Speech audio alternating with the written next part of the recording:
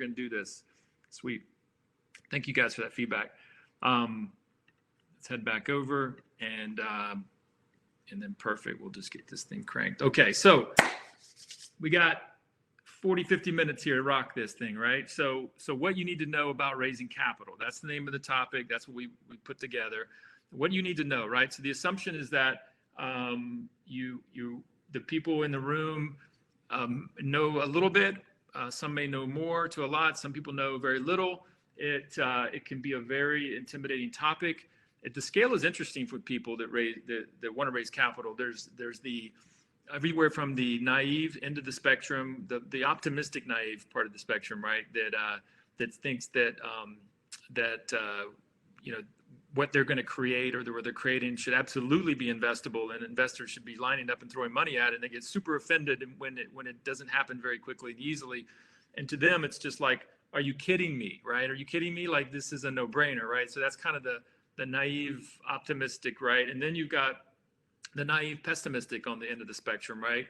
And that's kind of the person that's a little scared or a little more intimidated by it. Pessimistic because they imagine that, wow, why would, I don't think I could ever warrant investment. I don't know how I could do that. I don't think I'd be confident enough to get that done.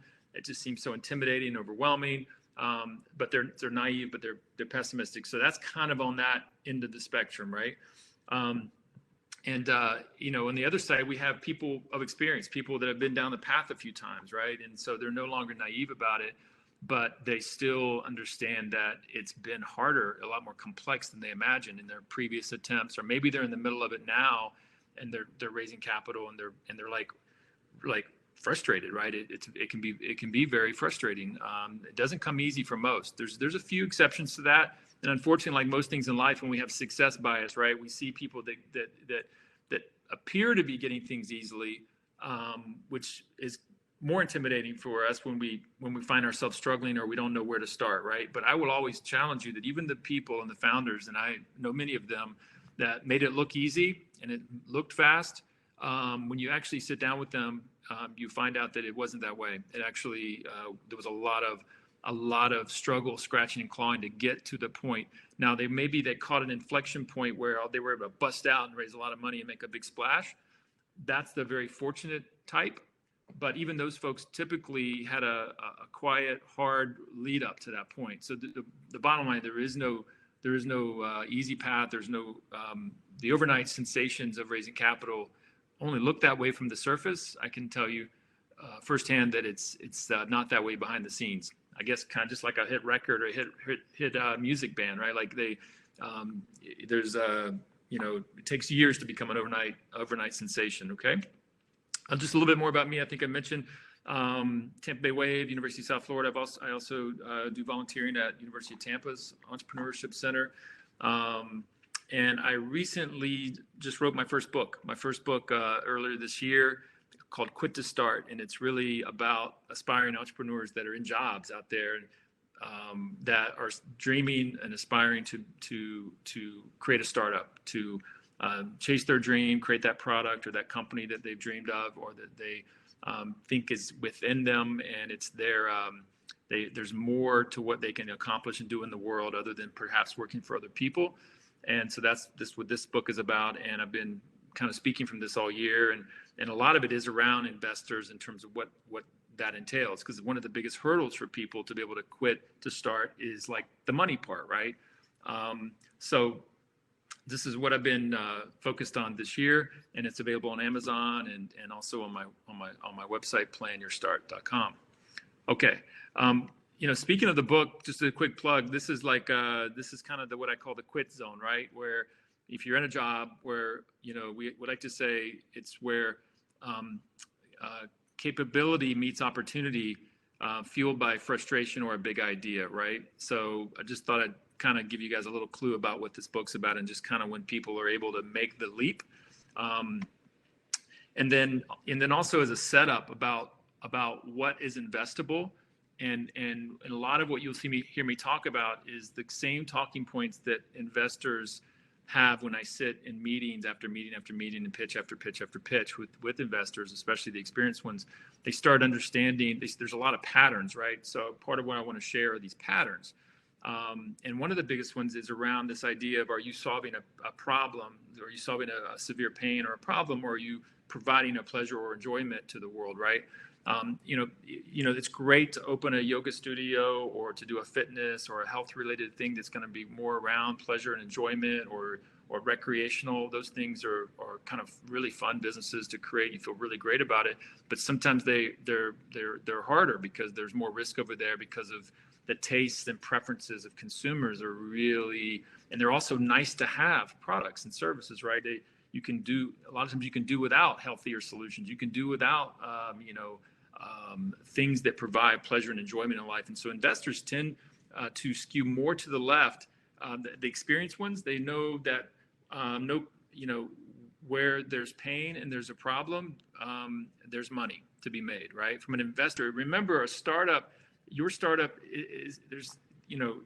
startup's not always about making money, but from an investor perspective, it is, right? So we need to be able to separate a founder's mentality for a startup versus an investor mentality. And this is one of the things I see a lot that founders get kind of mixed up, right? They're very passionate about what they're going to be putting into the world, and it's awesome. I mean, it is awesome. It is really a cool thing, whether it be a product or service. And a lot of customers will be very happy and they can do very well with it. But investors just might not be interested, right? Experienced investors may or may not be interested, likely are not interested if you're not solving a serious pain or a serious problem.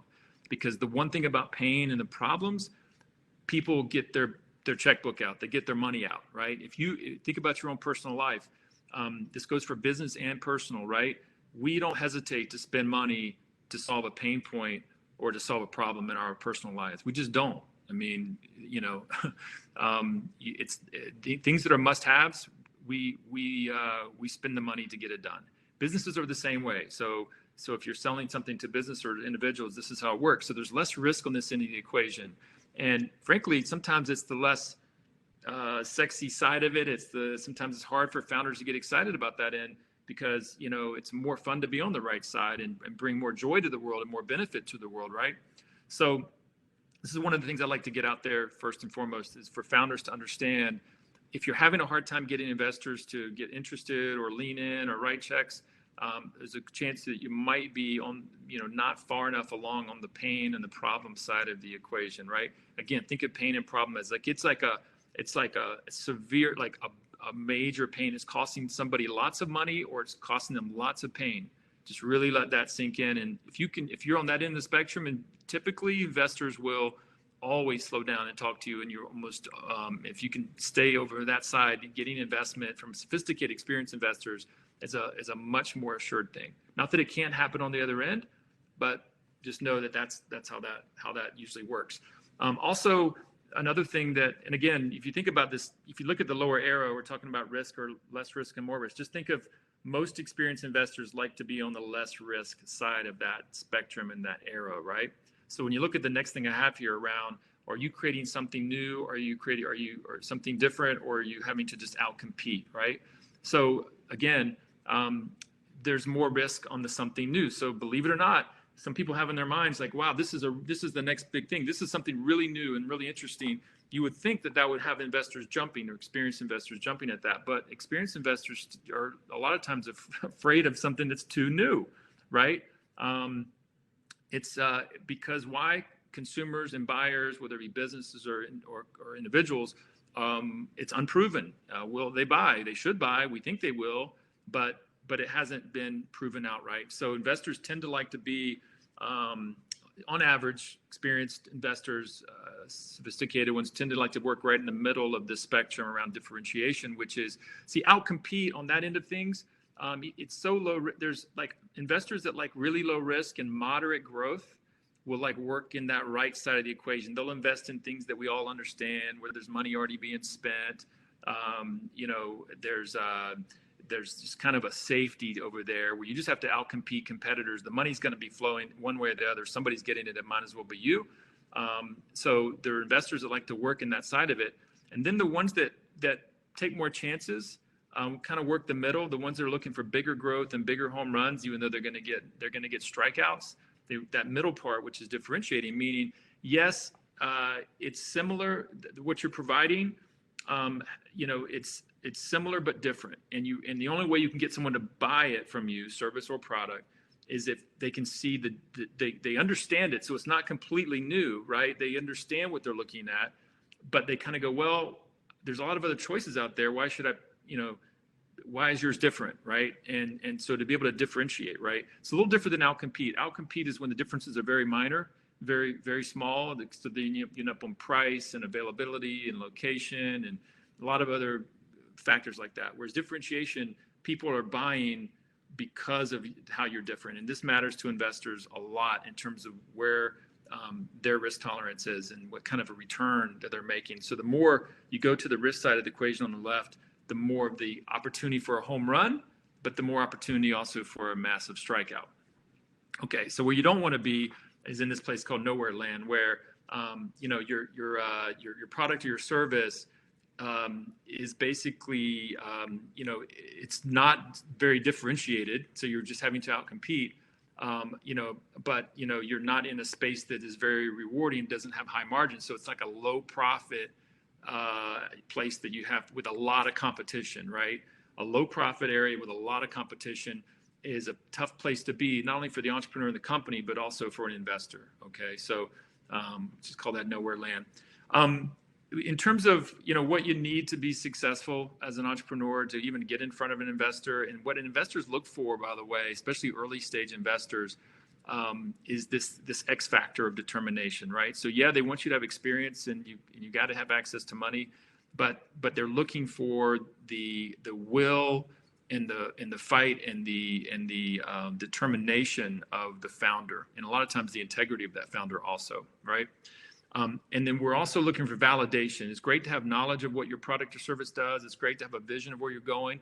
But if you haven't understood how to validate that, if you haven't had prospective customers and clients and users actually telling and testifying and or using early versions of your product or early stages of your company, and if you haven't had validation, like true third-party, objective, disinterested, unemotional, unattached people that kind of say, yeah, I freaking love this, whether it be a business or a consumer, and they're validating it either conceptually through hypothetical, like I would totally buy something like this, and here's how much I would pay for it, and so forth, or they're actually engaged with your product and service already, then validation is the most important thing. Sometimes it's called traction. The most important thing that an investor, an experienced investor, looks for. Now, we're going to talk about the different levels of investment in a minute between friends and family, angel investors, and then so on. And they all have a little different level of requirement on these things, right? So this is what I call the startup game board. And I put this in my book, but it's really relevant to investors and also to founders, right? And this idea of freedom and wealth, which really, you can think of the freedom as for the founder, but wealth goes for the founder and the investor, right? And you can see here that there are some structural things involved in terms of the kind of company that you choose, right? The kind of company, product, or service that you choose. A lot of people don't realize that you kind of preordain your potential by the lane that you choose. And most aspiring first-time founders don't really understand this. They just jump out and pursue the big idea they have, or the big passion that they have, right? Or the whatever their experience or skill set is, right? And then they just imagine the market and investors will throw money at them because they're really good at what they do. But unfortunately, there's some structural limitations out there, right? So the first thing you'll notice is that correlation between scalability and freedom, wealth. And just ignore freedom for a minute, because that's a lot of times for the founder, but wealth really ties in with the investor, right? So as you make wealth, the investor is making wealth, right? And this idea of scalability, which I'll define in a minute, but it really fundamentally just means that the company can grow without incrementally adding an equal amount of cost and effort, right? In other words, you put a lot of work in on the front, so to speak, but then it has the ability to grow without having to match one-to-one the cost and effort to make it grow, which I'll define a little better in a minute. But this is really important. Any investor out there that's really looking to score, moderate to high returns needs to see scalability, right? investors out there that really just, are really interested in staying away from risk and really just want to just goods, moderate returns can actually not require scalability. But most professional experienced investors are looking for scalability, right? And you notice the correlation with difficulty. So anything that's really difficult, anything that's going to be creating wealth and scalability is also going to be difficult. And you can see the capital required is also heavy on the upper part of the spectrum. So I'm sure you guys make note of your questions. I'll at the end, I'll save time for questions and I'll just knock those out. But this chart usually fires up a lot of questions. So just kind of note those, put them in the chat box if you want, and I'll hit them towards the end. Okay. All right. So I'm sure you guys have had a moment to absorb that. So you want investment for your product, idea, company, or your startup, right? So what's it all about? First of all, it takes longer and it's harder than you think. All right. So that's the first thing. And a lot of people won't be surprised by that comment or statement, but I promise you, however hard or long you think, it's longer and harder, right? It's a lot more. There's a lot more true rejection. I mean, I think back, I look at the situation. They talk about rejection with entrepreneurship and sales and so forth. I would argue that the place you get the toughest, hardest rejection, the most recurring, painful rejection is in the investor rounds, when you're out trying to raise money and you're taking all the coffees and the meetings and it's just really tough. It's hard to ask people for money. It's an awkward dance between you and an investor. They have what you need. There's a power differential in terms of they have the money and you're broke and you've got the big idea, but then they don't know that they're not buying that it's maybe as big as of idea that you think. There's a lot of things going on there. And there's just a lot of no's or maybes and think it overs and ghosting that goes on. It's just a really struggle. It's a big struggle. All the founders that have raised millions of dollars in this area in Florida, they'll all tell you this is true. And you have to have this massive amount of persistence. So you think it's all about you think you need massive amount of persistence and determination to build and grow a startup. Well, let me tell you, I would argue that you need actually more to raise money for your startup, right? It's actually, I would argue, a little bit tougher or a lot tougher, right? And I think most founders I know would agree with that. They would much rather just build their companies and build their products and services and get to the customers and win those customers over, would then face all of the hard questions and all of the unusual responses and the lack of people that quote get it and having to deal with the investor rounds, right? So that's just an expectation setting. But if you fight through that, you will get a check. You will get a check if you keep at it, right? And why is it so hard? Because it's risk and relationships, right? So really all that investors an investor is going to part way. And I say it on the next bullet, investment is a big deal. That's another thing that founders really don't always get in their mind. If you don't have wealth yet, sometimes you think of quote rich people or wealthy people, even venture capital funds or whatever that they're just holding on to it and they could give it to you if they wanted to, and it really wouldn't hurt them, and it really wouldn't. They're just being difficult and maybe you could say a bit stingy with it, right? But it's actually much more intense of a big deal than you actually realize. It's the same. It's the same as if I asked you for $5,000 today or $10,000 today, right? You'd be like, actually, that I could do it, but it's a big deal. It's a big deal for me to do that, and for them, whether it's 50,000 or 100 or whatever it is, it's a big deal. So it's about risk, and for them, they've got to say, am I going to see this money again? And that's another thing founders don't always understand and realize is that investors really. They want that money to come back. They want that money to come back, and it seems pretty obvious, but it's a risk that they're taking, and often it doesn't come back when they're investing in early stage companies, right? So you're just another opportunity for them to lose a lot of money. I just want to say that again and underline it. You're just another opportunity for them to lose a lot of money because they probably have before you, right? So you can understand why it's so hard to get investors to part way with their money, right? Same as like I said, if I try to get you to part ways with 10 grand, right? I assume, everybody out here is maybe middle class or something along that lines of middle income, right? That's still a lot of money for most of us. So investment's a big deal. And the more money you take, here's the other thing about the more money you take, the more ... the more control you give up. So I want to flip this coin over for a minute. Okay, I've told you about the investor's mindset, but let me tell you what's difficult for the founder. Founders also have mindsets that more money's better. Like, I mean, like if I told you right now that I raised 100,000 for something, right? And then someone else told you they raised 500,000 for something, right? We tend to just value the one who raised 500,000 or a million versus 100,000. It just seems like the person who raised 500,000 or a million is just more valuable and more awesome and just better, right? Or that just seems better. Well, that's not really true, right? You actually, as a founder, your goal is to actually raise as little money as possible, like zero if possible, right? There's a huge cost of taking other people's money. It's not just equity. They over-focus on the equity that you give up. That's the least of your concerns. The biggest challenge you have is that you now report to somebody. You now have a new boss. A lot of entrepreneurs and founders work so hard to get away from working for other people and having a boss, and sometimes that was their pure motivation.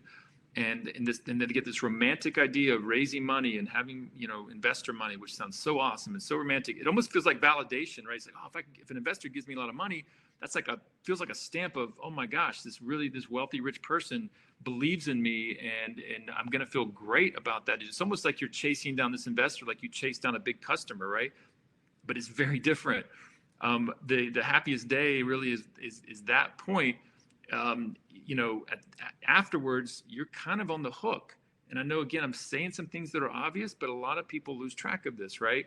That money was not free. That money that you're expected to do with it what you said you would do, number one. Number two, you're going to be accountable on a monthly or bi-monthly basis, directly, informally or informally. And it's going to be okay for a few months, but all startups struggle. All early stage companies struggle. And you're going to be struggling with other people's money, and they're going to realize you're struggling, and some of them are going to have a harder time with it than others, and they're going to start asking tougher and tougher questions, right? And it's not like you're already under a lot of pressure, especially if you're struggling through something, right? So it can be a very intense process, and there's many founders that regret, taking as much investment as they did. So one of the keys to this is the less money, the better.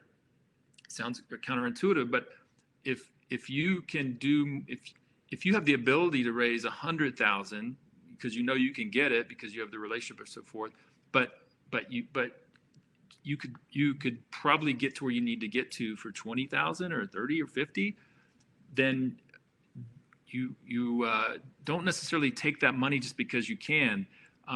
You're always better off to take only what you need. Right? And to always be very particular about what you need. And savvy, experienced investors are good about this too. They make you run the numbers and go, okay, I only want to give you what you need, right? So it always, feels like somebody's trying to be stingy. You're like, hey,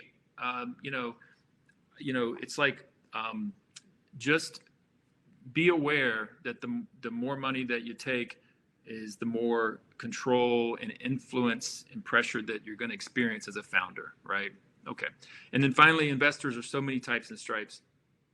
I mentioned a lot of it earlier in terms of their risk tolerance and expectations. Some investors are looking for, huge home runs only.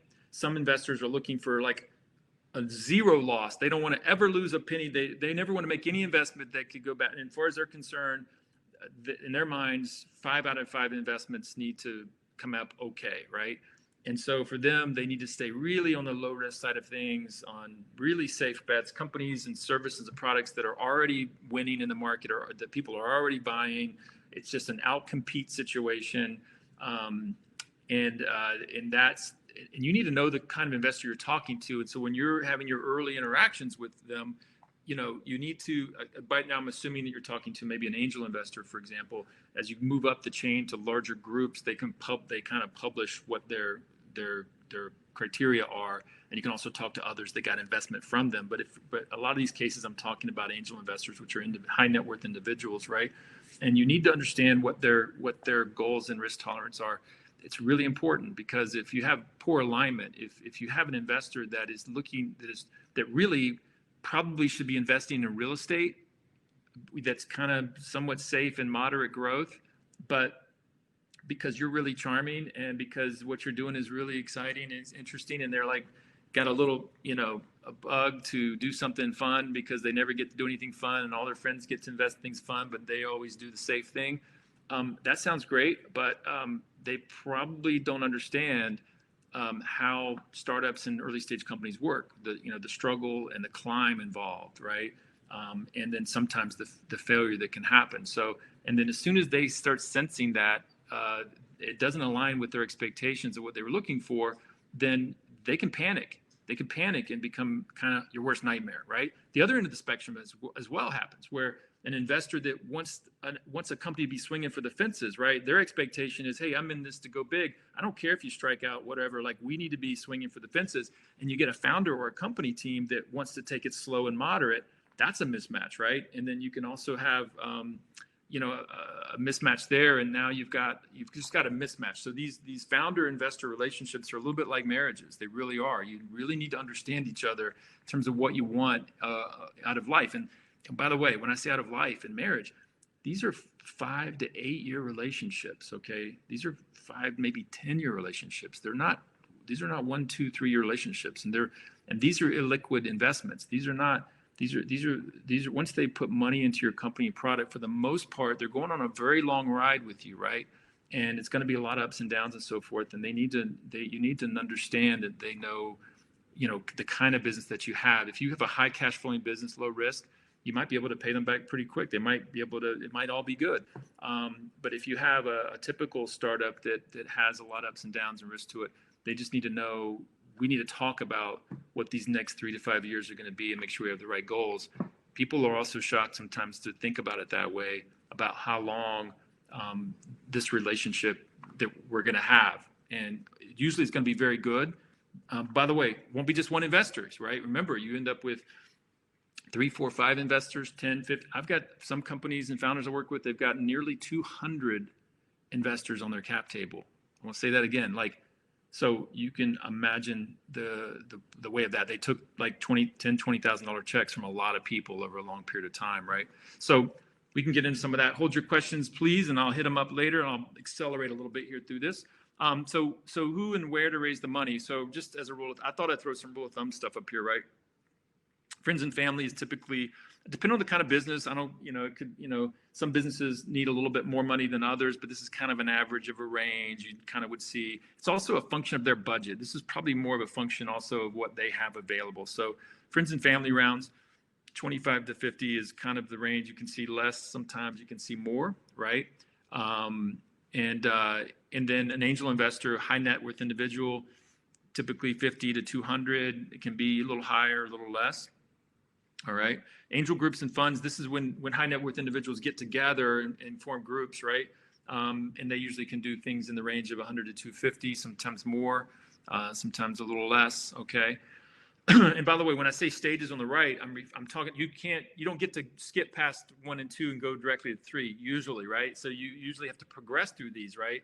You have to start with friends and family, and then you get to the angel investors. And by the way, if you couldn't get a friend or family member to write any kind of a check towards what you're doing, that's one of the first red flags that an investor, an angel investor sees. Like you weren't able. First of all, did you put all your personal savings into this? Okay, good. That should be a yes. Number 2, how come you don't have a few friends and family in here before me?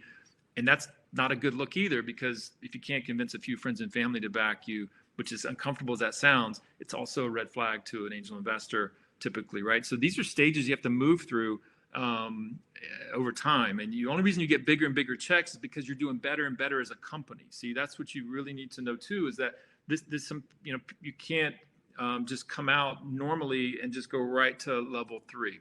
That's almost never happens. Maybe in Silicon Valley and some other red hot spots, and depending on if you have a super awesome relationship and but for the most part, this is the progression that you have to get on. And then micro VC, family offices. This is the range you'll see there. And then venture capital. So people talk about venture capital, VC. They don't realize that you don't even get to VC until you're way down the line. And by the way, your revenues are probably already nearly $1 million. This sounds crazy. Like, why would I get investment if my revenues are $1 million, right? Well, because at this point you're trying to take a good thing and grow it and scale it, right? So this is kind of the progression that we all go through. Then there's equity crowdfunding, and by the way, I just did a whole podcast last week on that equity crowdfunding, and it's a whole new animal, but that's got its own challenges. One of the downsides to equity crowdfunding, all this stuff above, you win money through appointments, one-on-one, relationships, individual meetings, and so forth. Equity crowdfunding, you actually have to comply with SEC guidelines and regulations. You have to get fully disclosed financially on the record, right, to actually participate in equity crowdfunding. So it's kind of a cool idea. I wish it was as easy as Kickstarter, but equity crowdfunding is very different than the crowdfunding for product like Kickstarter. Equity crowdfunding has a lot of extra rules. WeFunder is a big one, and there's a few others. But there is a lot of regulatory red tape to get in the game on that people mostly don't understand as well. So what do experienced investors look for? They look for the strength and integrity of the founder and the founding team. The competitive analysis is important, right? People never say you don't have competition, and know your competition, and don't trash your competition. Actually, know them so well that you can say all the good things they do, so that you have credibility when you tell me the things they don't do well, right? So this is something that it gets forgotten sometimes and gets downplayed too much, and it kind of gets you knocked out of the conversation if you don't respect your competition and respect how important. Because at the end of the day, the investor is worried about your competition. You're not, right? You're not worried about your competition, right? But you can't act not worried. Like, that's the red flag. When they leave you, imagine if you were the buyer, you would be like, well, when someone's trying to tell you that just all the negative things about competition, when you leave that meeting as an investor, you kind of come to your senses, you do your own homework, and then you start questioning the credibility of the founder if they have just one-sided skewed stories about their competition, right? Much less if they say they have no competition, which is a bigger problem, right? What's the size of the problem that you're solving? Have you developed your product market fit, and have you validated? I mentioned validation earlier. Have you got real customers, users using it and raving about it and loving it? And can you show me 100 people that are just intensely excited about this? And so that's really important. Scalability and unit economics. I think I have a slide on the next one about scalability. I mentioned that earlier, defined it, the ability to grow without necessarily incrementally adding cost, equivalent cost to the growth. Do you have intellectual property, and do you have an unfair advantage, right? Intellectual property sometimes is important, sometimes it's not. So don't think you always have to have intellectual property. Some investors insist on it more than they really should, and sometimes they should insist on it when they don't. Sometimes it's a big factor of success, sometimes it's not. So there's, having it usually is better than not having it, but it's not the magic bullet almost ever that people like to feel like it is when they've made the investment towards it, right? Both on the investor and the founder side, right? And then what's more important is, do you have an unfair advantage, right? So you can have an unfair advantage without intellectual property. An unfair advantage means you've got a client relationship, or maybe you've got a big Fortune 500 company that likes you, knows you, and is ready to buy, right? That's an unfair advantage. Maybe you have the best team, and you've got some people on your team that have experiences that are unique. Maybe you've got some positioning or some locational stuff. Unfair advantage means that others can't just quickly do what you're doing. You've got too many things you're doing that are too hard to duplicate in a short amount of time, right? So what is scalability? I mentioned it earlier.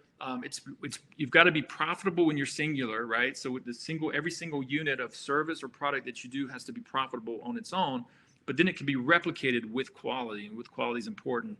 It's easy to in a way, start just doing more and more and more. But if doing more and more and more, for example, services companies struggle with scalability, right? Because with services company, you have to keep adding people, which means you got to manage. And how can you control the quality of of the 100th employee if you don't, so you can see the challenges with that. Whereas physical products and software scale quite nicely, right? Once you master the physical product, one time you get it, or even the software, like you can sell it millions of times and the quality fundamentally is still good. It doesn't change, right? Where services struggle with that for obvious reason, because you're looking at the people component and all that good stuff. So investors often, so people wonder, so that's why you don't see investors rushing into services companies. It's one of the biggest questions I get is around, why I have a services company, I need investors. Well, you right out of the gate, you're dealing with a scalability problem typically if it's mostly services, right?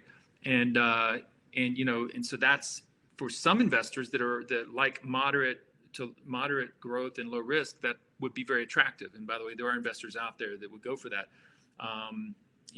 But investors that are looking for big hits and big home runs and they're looking for like 10-20x, which is what most of those are looking for. Services companies struggle because of the scalability challenge, right? And I mentioned direct costs and difficulty reduced with expansion. This is where outsized profits occur, which becomes wealth and freedom for the owners and the investors, right? Okay, so other factors. What about, B2B versus B2C? So B2B is when you make something and you sell it to businesses. So if you have a product or service that other businesses buy, B2C is you have a product or service that you sell to directly to consumers, and then there's the one that you make for consumers, but you end up selling it to a business that ends up selling to consumers. The quick thing on this is most entrepreneurs, especially early first-time founders aspiring, think about direct-to-consumer products. You imagine, some really cool product that you would use or people would use. We call that B2C, and what we find, unfortunately, is that the failure rate on those are much higher. The marketing needed. And investors tend to steer clear B2C in a lot of cases because they know this from experience, that as sexy and as awesome as that product is, and that millions of people, individuals, consumers should buy this thing. They just know from over time that it's a lot easier to sell something to a business. And it's a lot easier to be sure that they're going to buy it and they're going to pay a premium. And there's a lot of reasons why it's easier to execute in B2B than it is to B2C, even though all the fun's in B2C, right? And of course, the biggest home runs are B2C, right? All the big brands that we know, from Apple to, Google to Dell to everything, right? That's where the big home runs are, but that's also where a lot more money and risk is usually required. I mentioned earlier about being first, faster, or better. You got to be one of these, right? Preferably 2 out of 3. Going big or going small, I covered earlier. And then what's the investor involvement that you're looking for? Some investors want to be involved. If they're going to write a check, they want to be involved. Some investors are willing to write a check and not be very involved. You kind of want to know that. And sometimes you want their involvement based on their network and their experience. And maybe they're just an awesome mentor. Maybe it's just an awesome person that you just want as a founder. It's very lonely being a founder. Sometimes your best friend and mentor can be an investor, especially if you set the relationship up that way. So you just need to know, it gets back to knowing what investors are looking for from an expectation perspective, right? And then the follow-on and next round investments is also something really worth knowing about in terms of, the ongoing, knowing that the first check won't be the last typically. That's something else that a lot of founders don't always understand. We think about it, first-time founders, first time through the process, we think of it as one and done. I'm going to get an investment. Well, guess what? What really you're doing is you're likely, if you're doing a growth-based company, you're likely going to need money again. And even though in your mind you're thinking, no, I'll be able to make it with this, you'll typically need money again. And some of these same people that hopefully you've treated right and the experience has been good, you're going to have to come knocking again. And how you started off that relationship is going to matter. And a lot of first-time founders don't realize that, right? And they struggle to get the next round, right? Because they didn't really manage themselves very well in the first round, because they didn't understand that it was a double, triple dip situation. By the way, experienced, savvy investors know this. They know this. They know that we don't talk about it in the first meeting. Nobody wants to talk about the fact that you will need money, not always. So it's kind of one of these mysteries that they know you're coming back, but they don't want to say that up front, because then that kind of might get you to not work as hard as you need to try to make as much as you can with the money you have. So it's kind of this little psychological game, but the founder sometimes is the last to know, right? And then, so if you knew that, you may have behaved a little differently might have kept them in the loop more, might have gone extra effort to really, keep that relationship better. If it's not that you treat them poorly, it's just that you might not have prioritized your investors like you would have or should have or could have, had you really understood that it was going to be a long-term relationship. They might be writing checks again, those kinds of things, right? Okay, cool. Looks like I left about 10 minutes to hit questions, so I'm going to go ahead and thanks everybody for listening to that, and hope I rocked a few worlds out there and stimulated some questions, and so let's see. Let me hop out of here and let's go see what anybody has. Now, I'm not familiar with this platform, so we might. I don't know if you can go just in the comment thread or if we can get on audio. I'm up for anything. You guys have to maybe show me, but I'm going to start from the. So you guys fire your questions in here. Let's see if anybody. Let's see. Any other questions? Any questions? Anybody? Anybody got any questions? I don't see any questions. Okay. All right, cool. Thanks, Michael. I've been really discouraged by the friends and family round because I don't have a wealthy network. Yeah. So that's right. Now, when you say discouraged, is that in your mind in terms of that's just the intimidation factor in your mind, or is that you've actually been making efforts and you're discouraged because it isn't working out? The thing about this, the simple answer on this is everybody knows somebody, right? So when it comes to raising money in the friends and family world, and even in the angel investment world, it's a relationship connecting situation. It's everybody knows somebody. I mean, I guarantee you, if you don't have any wealth in your life and world for the most part, I guarantee you your closest friends know somebody of wealth. It's just pretty much a reality. If you don't, your friends do. Everybody does. Even your mom does, or your dad does. I mean, so if you don't have direct access to it, no big deal. In fact, that's normal. There's Steve McDonald famously, he sold his company from more than $100 million, and he was on one of my podcasts last month, and he was raised in a trailer park and had zero connections, and he raised money with zero connections and built a multiple $100 million company. So it's really about, and the way he did that is he went out and he's just as I was describing, he went and met with he talked to the credible, respectable people that were in his life and explained to them what he's doing and what he was hoping to do, and that he was looking for investors, and people want to help, and they end up making introductions. I guarantee you it works. It works every time. Okay. Another question. Anybody else have a question out here? All right. Okay. Let's see if I'm missing anything up here. Questions. Let's see. I think I'm just going to the top, working my way down. Okay. Oh, Michael says, I have friends who have been contributing time. Does that count? It's not money, so it doesn't count for money, right? But I know what you mean. But in this case, we're talking about, how to get money in the door from investment.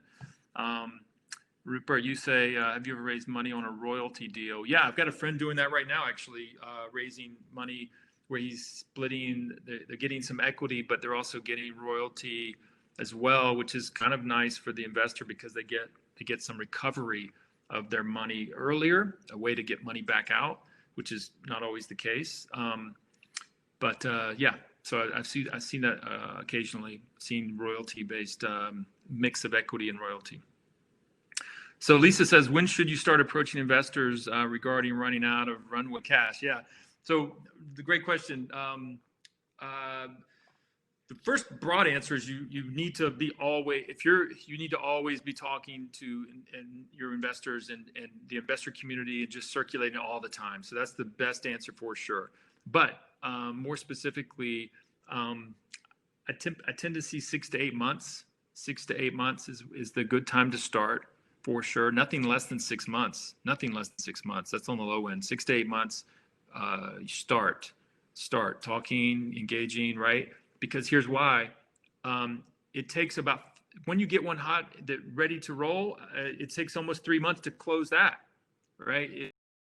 You need 3 to 6 months to find to whittle it down to your best prospects.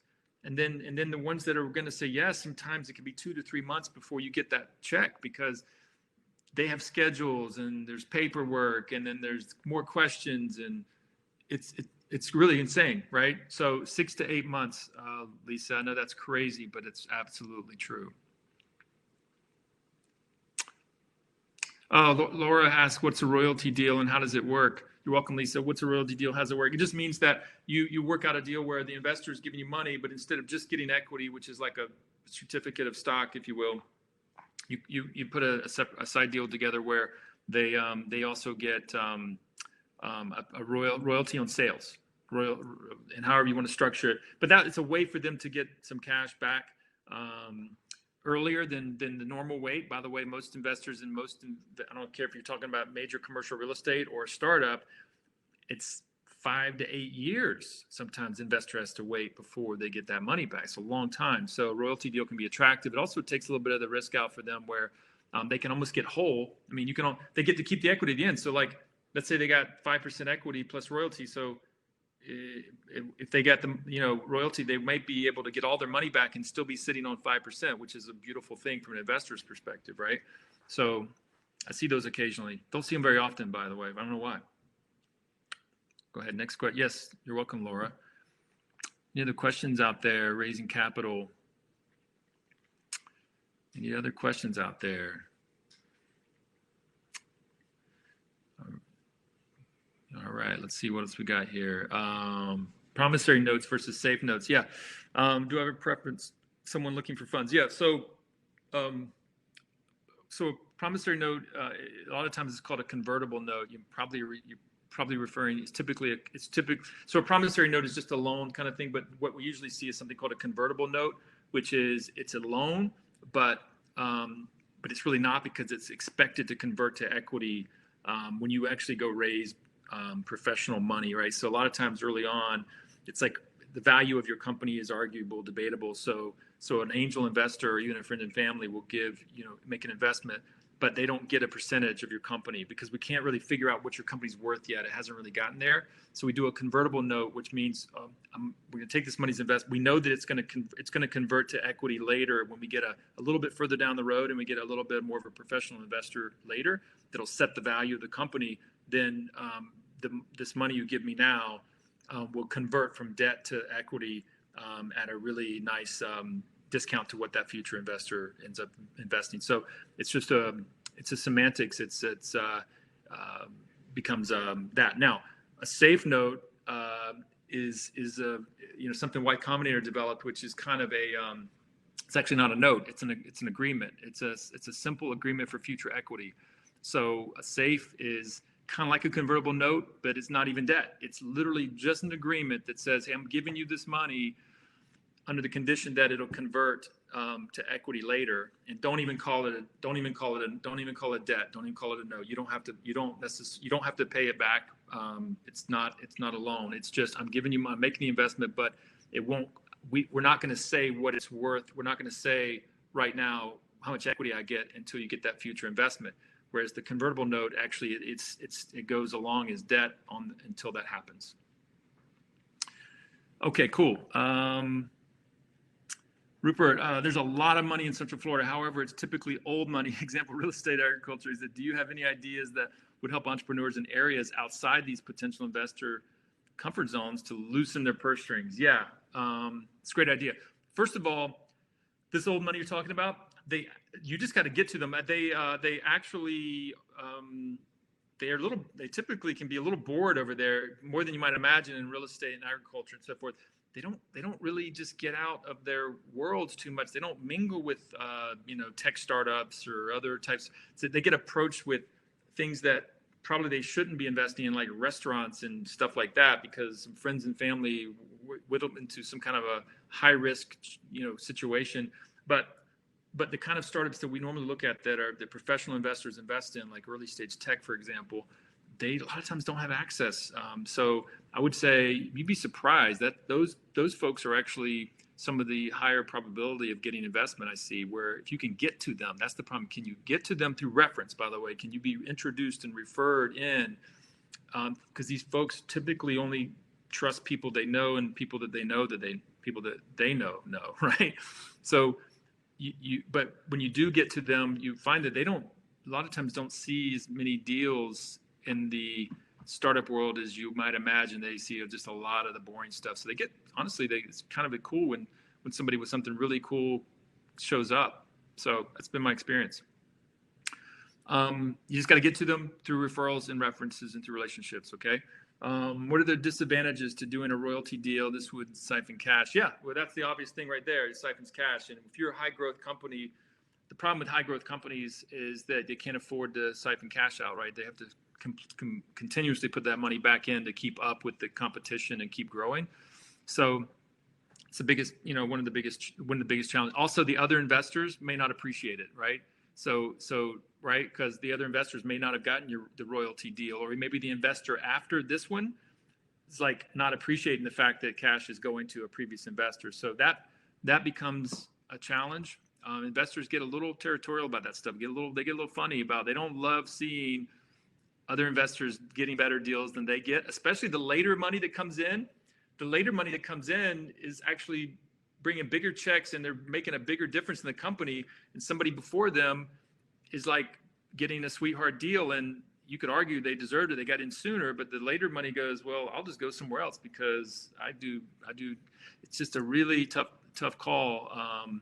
And that's one of the reasons why you have to be careful with the deals you structure with the early investors, because you can really make it unattractive for your later bigger players to come in, which is very counterintuitive, by the way, I think. All right, thanks for that question, David. And then Michael Freed, whoa, Remark just triggered a mind-blowing revelation for me. Our big market segment is senior centers. We could reach out early. Yeah, absolutely. Any other questions I can hit right here, anybody? And by the way, Michael, if you want to reframe that for me a little bit, I don't mind tackling that, but I don't know that I fully, not really a specific question in there, but feel free to frame it if you want. This is anything else you guys want to hammer me with? Let's have at it. What's another big mystery, or I think we got a few more minutes, like what's another big misconception or myth that you guys want to bust? Because we're busting myths here. Anybody want to bust a myth? Anybody want to put something out there that they think is true, but probably isn't? And I'll tell you why. We already did the access to capital, the access to wealth question, a couple of those, right? All right. I think we're down to 30 seconds. Anybody want to sneak one in?